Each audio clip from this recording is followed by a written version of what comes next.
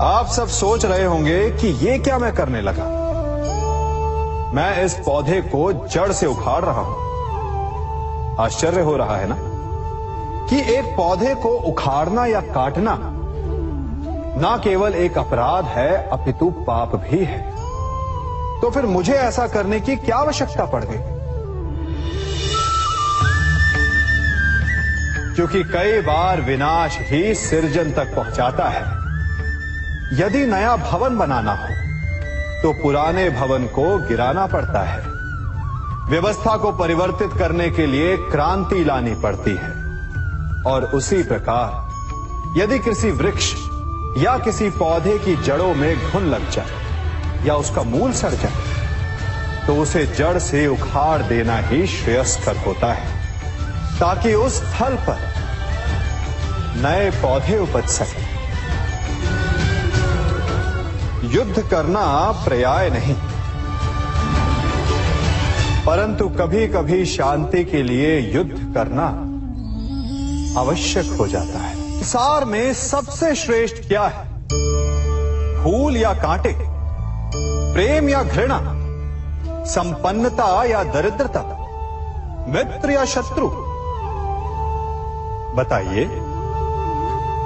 अब आप भी कहेंगे कि भला ये कोई पूछने की बात हुई? अवश्य, फूल, प्रेम, संपन्नता और मित्र ही श्रेष्ठ है। परंतु क्या आपने अपने जीवन में कभी सोचा है कि हर एक भाव, हर एक वस्तु, हर एक घटना का एक गुण धर्म होता है? त्वचा पर जलन करने वाले फूलों से अधिक श्रेष्ठ वो कांटे हैं जिनसे आप अपने घर की बाढ़ बनाते हैं ताकि वन्य पशु आपके भीतर ना आ सके। वो प्रेम श्रेष्ठ नहीं जो आपको अंधा, लोभी, पक्षपाती बनाता। वो घृणा श्रेष्ठ है जो आपको नया मार्ग दिखाता। वो संपन्नता श्रेष्ठ नहीं जो आपको कृपण बनाता, मद्दांध बनाता। वो दरिद्रता श्रेष्ठ है जो आपको जीवन में परिश्रम करने की शिक्षा दे।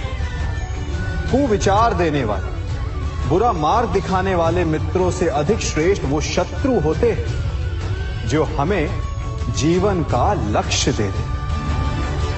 इसलिए अपने जीवन में हर वस्तु, हर भाव, हर घटना के गुण धर्म को पहचानिए और उसके पश्चात अपना चयन कीजिए। स्वर्ण।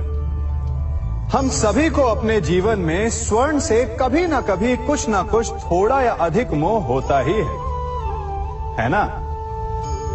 परंतु क्या आपने कभी सोचा कि स्वर्ण को प्राप्त कैसे किया जाता है? जब भूमिगत खदानों से स्वर्ण को निकाला जाता है तब वो एक पाषाण की भांति होता है।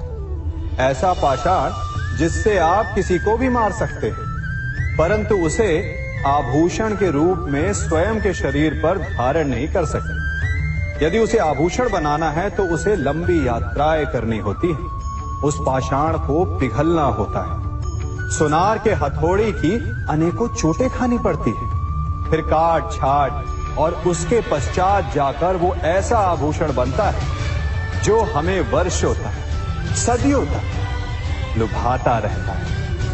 इसलिए यदि आपको समय पर विजय पानी है तो स्वयं के निर्माण पर समय देना होगा।